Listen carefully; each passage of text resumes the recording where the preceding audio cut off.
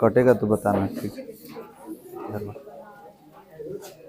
चलिए स्टार्ट करते हैं बालक। 2 सेट करना है ना, सेट नंबर 3 और सेट नंबर 4, ठीक। चलिए देखते हैं सेट नंबर 3 पहले। 3 है ना, ठीक।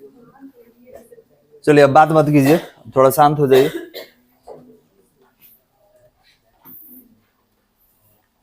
तो ये आपका विद्युत स्थितिकी यूनिट 1, इसमें 2 चैप्टर है आपका, आवेश एवं आपका विद्युत क्षेत्र में आवेश, और दूसरा विभव एवं धारिता। कंबाइंड टेस्ट चल रहा है जिसमें 2 सेट कर चुके हैं हम लोग, और ये तीसरा नंबर सेट है।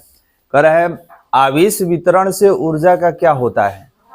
तो आवेश वितरण से ऊर्जा का हानि होता है, ठीक है। कितना होता है तो याद कीजिए, बताए थे कि half C1 C2 V1 minus V2 का होल स्क्वायर बटा में C1 प्लस C2। तो याद रखेंगे आवेश वितरण के क्रम में ऊर्जा का क्या हो जाएगा, हानि हो जाएगा। चलिए नेक्स्ट क्वेश्चन नंबर 2 की ओर आगे बढ़ेंगे। कह रहा है कि सही सूत्र की पहचान करें। तो ये कौन सा सूत्र है, तो किसी चालक को आवेशित करने में संपादित कार्य, ठीक है। तो ये क्या था, तो W बराबर PE cos theta 1 minus cos theta 2, और बताए थे कि जब 0 डिग्री से कोई चलेगा तो cos 0 डिग्री का वैल्यू 1, तो ये हो जाएगा PE 1 माइनस cos थीटा। क्लियर है बालक। तो कहाँ है, ऑप्शन नंबर बी। क्लियर है, option number B is the right answer. चलिए क्वेश्चन नंबर 3 पे बात करते हैं। यदि एक गोले पर आवेश 10 माइक्रोकूलम हो तो उसकी सतह पर विद्युतीय फ्लक्स कितना होगा। ये क्वेश्चन पहले भी आया था। चलिए क्वेश्चन नंबर 3 देखते हैं। सेट नंबर 3 का क्वेश्चन नंबर 3 आपसे फ्लक्स कह रहा है। तो फ्लक्स आवेश का 1/ε0 होता है। तो हमने बोला कि इसमें 4 पाई से गुना कर दीजिए और 4 पाई से भाग कर दीजिए, क्योंकि ये रिजल्ट में पाई दिखा है, ठीक है। तो पाई का मतलब पाई होना चाहिए। अब देखिए आवेश 10 माइक्रोकूलम है, तो 10 हो गया, और माइक्रो हटा दिए 10 के पावर माइनस 6 से। ये आप देख सकते हैं 1/4 पाई एप्सिलॉन नॉट है, और इसका वैल्यू कितना होता है 9 गुने 10 के पावर 9, 9 गुने 10 के पावर 9, और बगल में 4 पाई है, मल्टीप्लाई कर देंगे क्योंकि पाई के पद में ही रिजल्ट है। तो आप देख सकते हैं ये 9 में 4 से गुना कर लीजिए, 36 पाई हो गया, और यहाँ पर 9 एक 10 जीरो है, 10 में से 6 माइनस कर दीजिए, कितना होगा 10 के पावर 4। क्लियर है बालक। तो कितना हो गया 36 pi into 10 to the power 4, कहाँ है ए। तो ध्यान देंगे option number A is the right answer. कितना 36 pi 10 to the power 4 newton metre square प्रति कूलम। और तो ऑप्शन में है नहीं, ऑप्शन नंबर ए ही सही है। कोई दिक्कत यहां तक। चलिए क्वेश्चन नंबर 4 की ओर आगे बढ़ेंगे।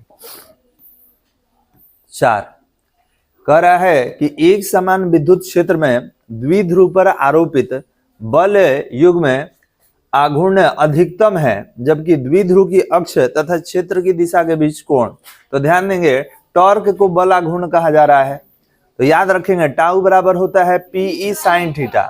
तो महत्तम होने के लिए ये क्या करेगा, महत्तम होना चाहिए, अधिकतम होना चाहिए। तो अधिकतम ही कब होगा, जब थीटा का वैल्यू अधिकतम रहे, और अधिकतम कितना होता है 90 degree. Option number B is the right answer.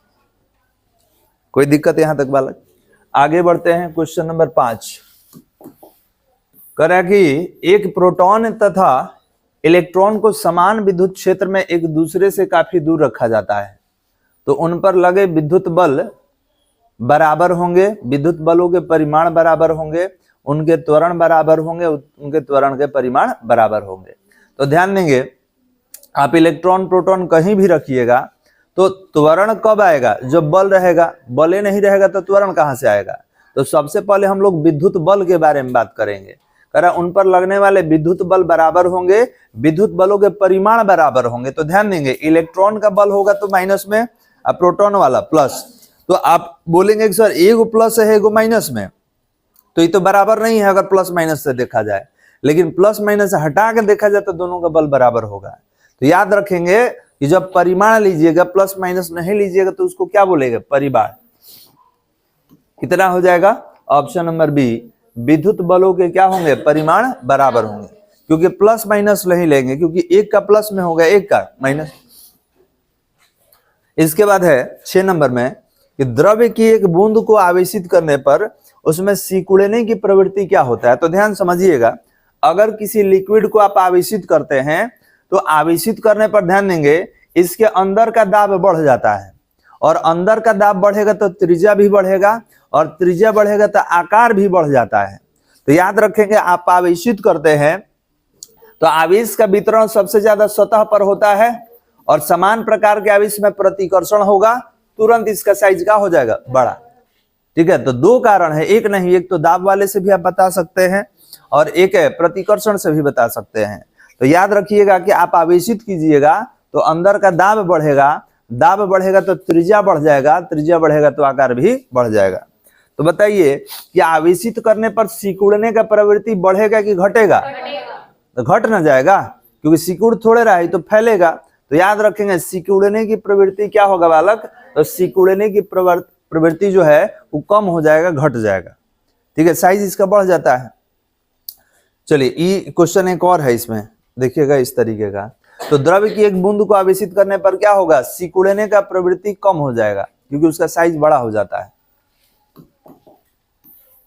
चलिए 7 नंबर कह रहे हैं कि आवेश का ईएसयू मात्रक, तो ईएसयू 3 × 10⁹ ऑप्शन नंबर डी। कह रहा है कि निम्नलिखित में सदिश राशि कौन है। तो याद रखेंगे विद्युतीय तीव्रता यही सदिश है बालक, बाकी सब अदिश है। अगला है कह रहा अनंत लंबाई के आवेशित बेलनाकार चालक की अक्ष से r दूरी पर विद्युत क्षेत्र की तीव्रता बताइए। तो आपको बताया गया था, याद है, 1/2πε0 λ/r, या एक और था 1/4πε0 2 λ/r। अब खोजिए, यही ना दिया है, ऑप्शन नंबर बी। क्लियर है बालक।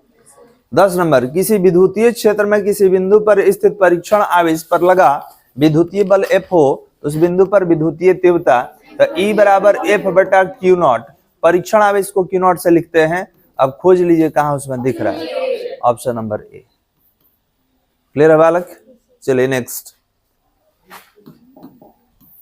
11 नंबर विद्युतशीलता का विमीय सूत्र क्या होगा, m inverse 1 l inverse 3t⁴ a²।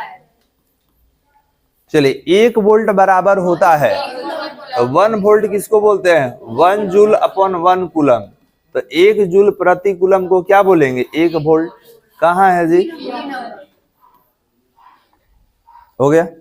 कह रहा कि 1 कूलम वह आवेश है जो शून्य में 1 मीटर की दूरी पर स्थित समान आवेश पर बल लगाता है। तो कितना बल लगाएगा, 9 × 10⁹। ध्यान देंगे, आप रख के भी बना सकते हैं, क्योंकि F बराबर क्या होगा, 1/4πε0 Q1 Q2, तो सबको 1 1, जैसे F = 1/4πε0 Q1 भी 1 Q2 भी 1 दूरी भी 1 का स्क्वायर कर लीजिए, तो ये सब तो 1 हो गया, तो कितना बचा, 9 × 10⁹। कहाँ है, ऑप्शन नंबर सी। करा विद्युतीय द्विध्रुव आघूर्ण का विमीय सूत्र। तो याद रखेंगे कि हम पढ़ चुके हैं कि P = Q × 2L होता है। तो ये आपका आवेश है, तो आवेश का AT और ये लंबाई आवेश का AT होगा ना जी, तो ये कितना होगा, ATL। खोजिए,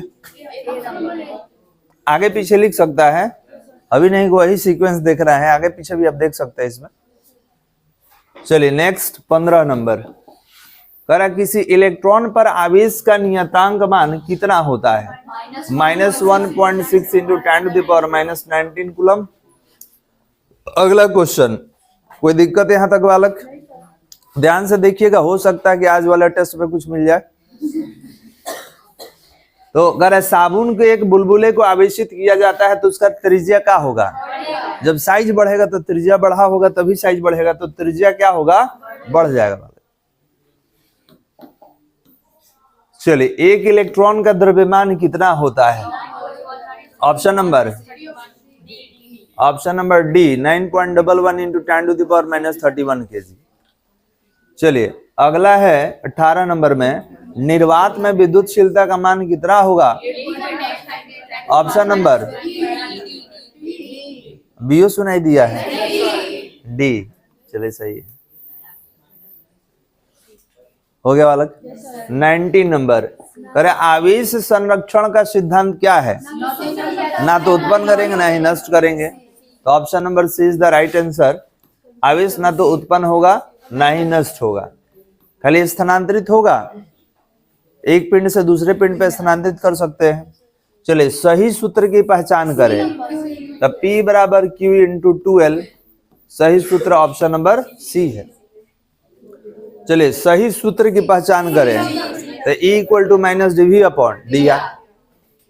क्लियर है बालक? तो ये आपका सेट नंबर 3 कंप्लीट। बंद कर दीजिए।